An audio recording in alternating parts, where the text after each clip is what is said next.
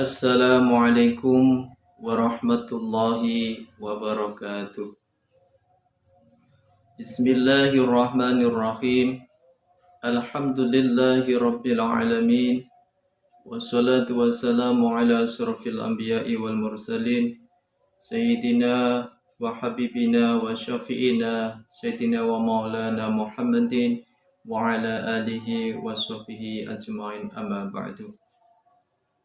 Kaum muslimin, para pemirsa yang dirahmati Allah, yang saya hormati. Alhamdulillah, puji syukur, mari kita senantiasa panjatkan kehadirat Allah Subhanahu wa taala yang telah memberikan, melimpahkan kepada kita kenikmatan hidayah karunia-Nya, sehingga pada kesempatan kali ini kita dapat berjumpa kembali, yang tentunya masih dalam suasana di bulan yang sangat suci ini, di bulan yang penuh keberkahan ini, di bulan yang penuh pengampunan ini, yakni bulan suci Ramadan tahun 1442 Hijriah. Mudah-mudahan kita senantiasa dapat meningkatkan amaliyah ibadah kita di bulan suci ini, dan mudah-mudahan Allah Subhanahu wa taala selalu meridhoinya. Amin amin ya rabbal alamin. Salawat dan salam senantiasa semoga tercurahkan kepada junjungan kita Nabi besar Muhammad sallallahu alaihi wasallam, dengan harapan mudah-mudahan kita besok akan mendapatkan syafaatnya di yaumil kiamah. Amin amin ya rabbal alamin.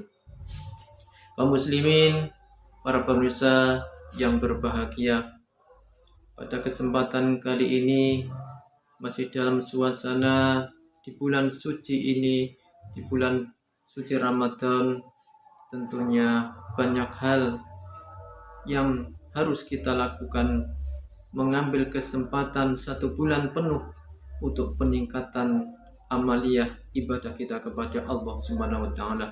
Terlebih kita selalu tak lupa menafkahkan, mensedekahkan sebagian harta kita, yang dalam hadis Rasulullah Muhammad sallallahu alaihi wasallam telah dijelaskan bahwa idza mata ibni adam in qata'a amaluhu illa min salasin shadaqatin jariyatin aw ilmin yuntafa'u bih aw waladin shalihin yad'u lah. Yang pertama ini adalah sedekah jariyah. Sebagian ulama menafsiri bahwa sedekah jariyah ini ditafsiri adalah hal yang berkaitan dengan wakaf. Kenapa demikian? Karena sedekah jariyah merupakan amalan yang juga akan mengalir pahalanya walaupun kita sudah mati. Terlebih wakaf, sesuatu yang kita wakafkan, yang selamanya akan dipakai untuk kepentingan, kebaikan, kemaslahatan umat, tentunya pahala akan selalu mengalir kepada orang yang mewakafkannya walaupun orang itu sudah meninggal. Dalam surat Ali Imran ayat 92, Allah berfirman, lan tanalul birra hatta tunfiqu mimma tuhibbun wa ma tunfiqu min syai'in fa innallaha bihi alim. Kamu sekali-kali tidak sampai kepada kebaikan yang sempurna sebelum kamu menafkahkan sebagian harta benda yang kamu cintai. Dan apa saja yang kamu nafkahkan, maka sesungguhnya Allah mengetahuinya. Kaum muslimin, para pemirsa yang berbahagia, kalau kita ingin mendapatkan sesuatu yang permanen, kalau kita ingin mendapatkan pahala yang mudawamah, terus menerus mengalir kepada kita, tentunya kita mau mewakafkannya sebagian harta kita untuk kemaslahatan umat. Wakaf yang berarti harta benda yang fungsinya sangat permanen, harta benda yang dibekukan pentasarupannya untuk kebaikan, kepentingan umat Islam. Jadi kalau sesuatu yang sudah kita wakafkan, tentunya ini merupakan harta yang dibekukan, yang sangat permanen pentasarupannya untuk kebaikan umat. Ada satu cerita ketika baginda Nabi besar Muhammad SAW dalam perjalanannya di Madinah bersama Sayyidina Utsman bin Affan, beliau tidak pernah menjumpai sumber air yang sangat bersih kecuali beliau menemui sumber air dari sumur Raumah. Baginda Nabi bersabda, barang siapa yang membeli sumur ini lalu menimbanya dengan timba orang muslim, maka kebaikannya tidak akan melebihi kebaikan ketika besok di surga sumur Raumah ini. Jadi dengan membeli sumur Raumah ini, apabila ini diwakafkan, maka kebaikannya akan terus mengalir, bahkan tidak bisa melebihi kebaikannya sumur Raumah besok di akhirat. Dengan demikian, Sayyidina Utsman bin Affan tak begitu lama akhirnya beliau membeli sumur ini untuk diwakafkan demi kemaslahatan untuk kepentingan umat Islam, juga untuk kepentingan keluarganya.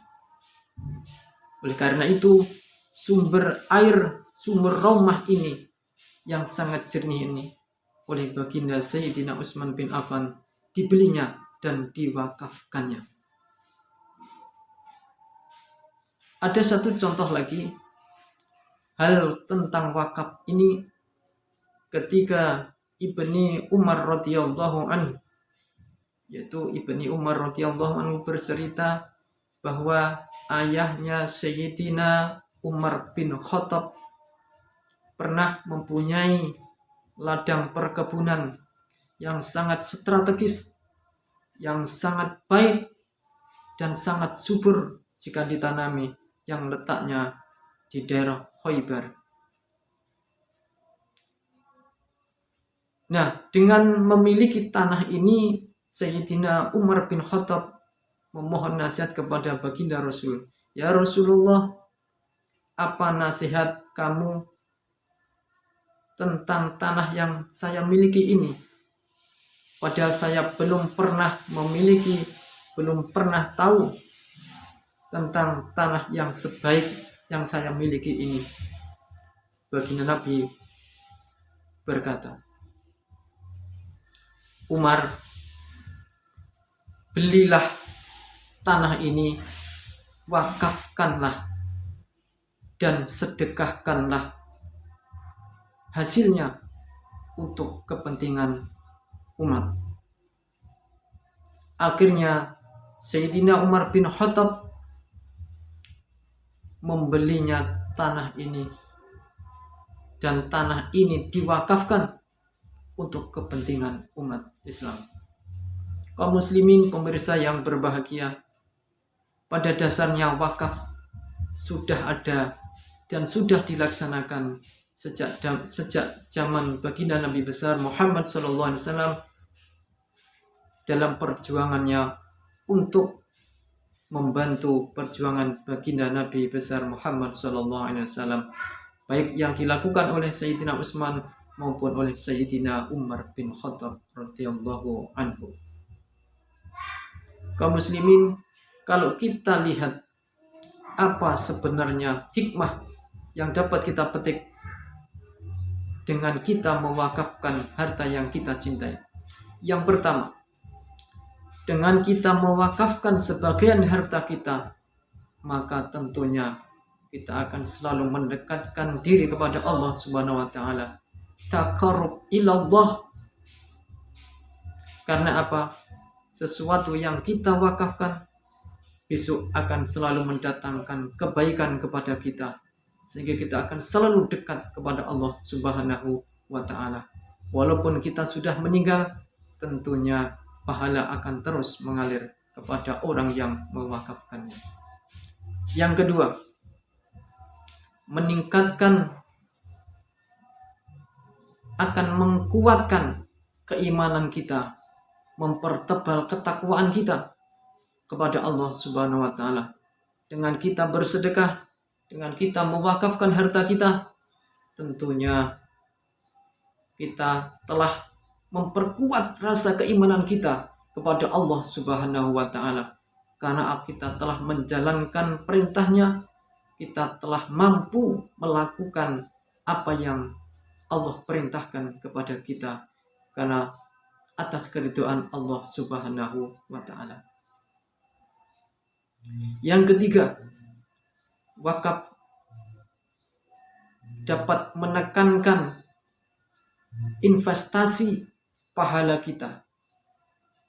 Walaupun kita sudah meninggal dunia, harta yang kita wakafkan tentunya masih dalam bisa mendatangkan kemaslahatan, kebaikan bagi kita semuanya. Tentunya bagi mereka yang mau mewakafkannya. Yang keempat, memajukan pemberdayaan kehidupan umat Islam. Dengan kita melakukan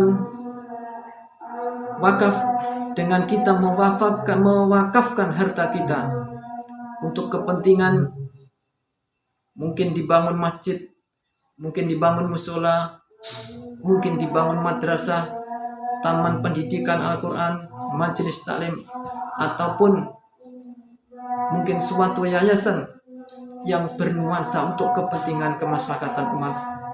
Tentunya ini akan menambah pemberdayaan kehidupan umat Islam itu sendiri, sehingga syiar Islam akan semakin ramai.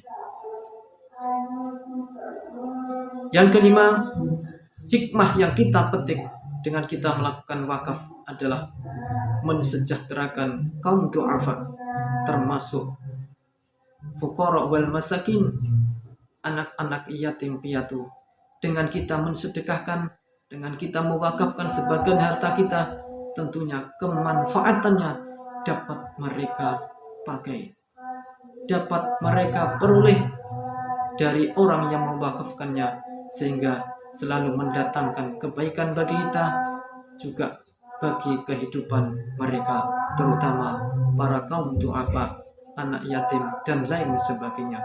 Kaum muslimin, pemirsa yang berbahagia, saya kira pada pertemuan kali ini cukup sampai ini saja yang perlu saya sampaikan.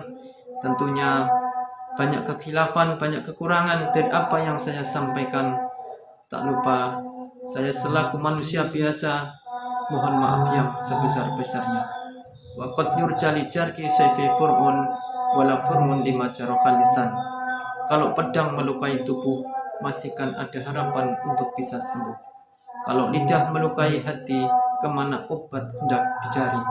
Wa afu minkum wallahu muwaffiq ila aqwamit thoriq. Wassalamualaikum warahmatullahi wabarakatuh.